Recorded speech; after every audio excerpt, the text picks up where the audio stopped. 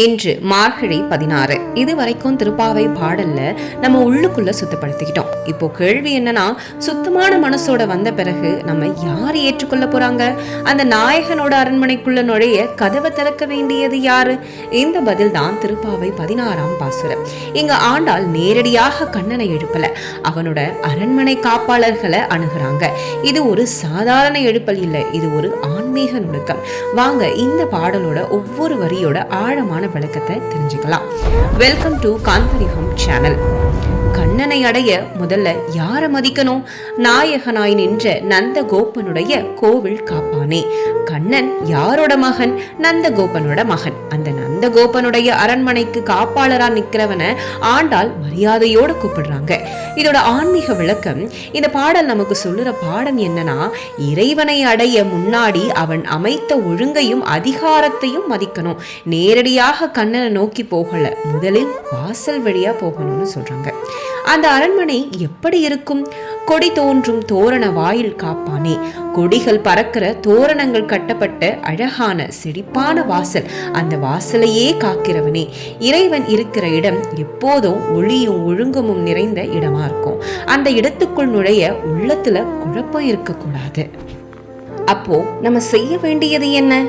மணிக்கத்தவம் தாழ்த்திரவாய், மணி ஒலிக்கிற கதவை திறங்கன்னு மரியாதையோட கேட்கிறாங்க. இது கட்டளை இல்ல, வினயமான வேண்டுகோள். பக்தனுக்கு அழகி அந்த பணிவுதான். நாம யாருக்காக வந்தோம்? ஆயர் சிறுமியரோமுக்கு அரைப்பறை. ஆயர் குலத்து சிறுமிகள் எல்லோருக்காகவும் இந்த அழைப்பை சொல்றாங்க. இது தனிப்பட்ட பக்தி இல்ல, சமூகத்தோட சேர்ந்து செய்யும் பக்தி. எல்லோரும் சேர்ந்து கண்ணனை அடையணும். அந்த கண்ணன் எப்படிப்பட்டவன்?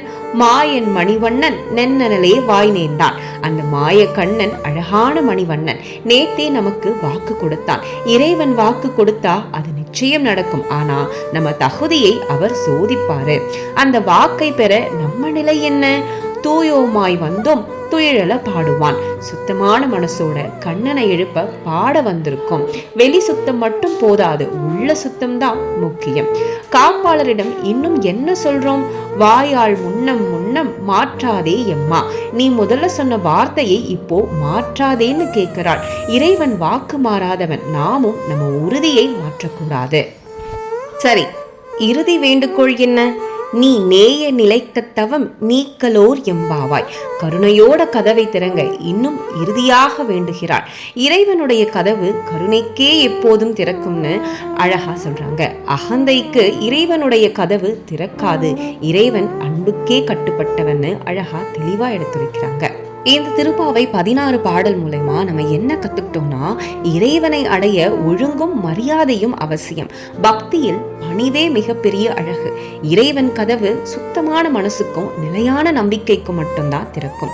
இந்த ஆன்மீக பயணத்துல அடுத்த பாடல்ல கண்ணன் நமக்கு இன்னும் என்ன கற்றுத்தர போறாங்கன்னு அடுத்த திருப்பாவை பாடல் 17ல நம்ம தெரிஞ்சுக்கலாம். இந்த பதிவு உங்களுக்கு பிடிச்சிருந்தா லைக் பண்ணுங்க, ஷேர் பண்ணுங்க. ஏதாவது தவறுகள் இருந்தா கமெண்ட்ல கமெண்ட் பண்ணுங்க. அடுத்த பதிவுல கண்டிப்பா தெரிவிக்கிறேன். நன்றி மக்களே.